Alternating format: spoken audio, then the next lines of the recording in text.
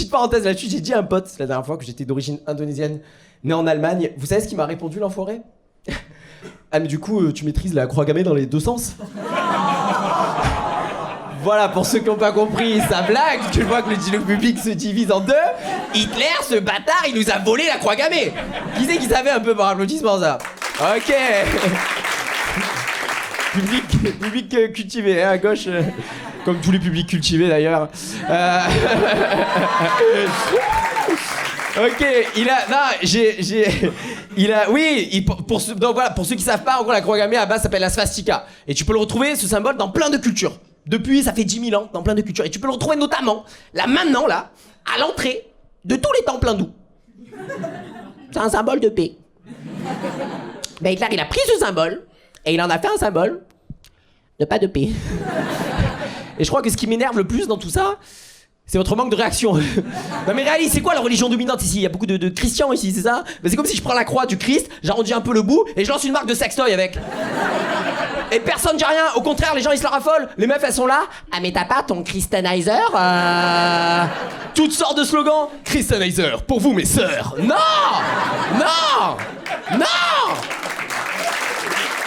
Hey. Le produit serait commercialisé directement dans les églises. Il y aurait d'ailleurs en fin du monde dans les églises. Les gens auraient tout type de questions pour les vendeurs. Excusez-moi monsieur, enfin, mon père, quel est donc ce modèle de Christianizer? Je vois qu'il n'y a plus la barre horizontale. Oh, ça tombe bien ma fille, c'est un nouveau modèle. Il te permet d'entrer directement en connexion avec le 7e ciel. C'est un peu comme si Dieu vous pénétrait. C'est la raison pour laquelle les Américains ont nommé ce modèle le God. Non.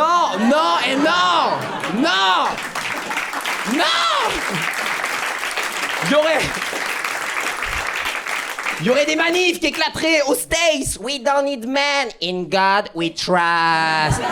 Très vite, on réaliserait que la seule utilité de l'homme serait ses spermatozoïdes. Il y aurait donc des militantes qui seraient chargées de récupérer ces derniers.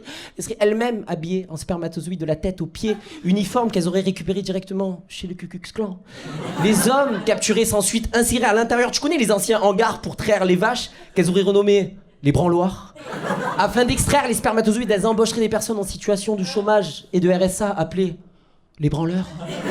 Eux-mêmes soutenus par des agricouilleurs, les spermatozoïdes récoltés seraient ensuite réinsérés à l'intérieur des nouveaux modèles de Christianizer qui joueraient donc dans un premier temps le rôle de couille et dans un second temps le rôle, quand le bébé naîtra, le rôle de parent, raison pour laquelle elles appelleraient ce nouveau modèle le parent couille. Voilà, c'est à peu près tout ce que j'avais là-dessus. Donc...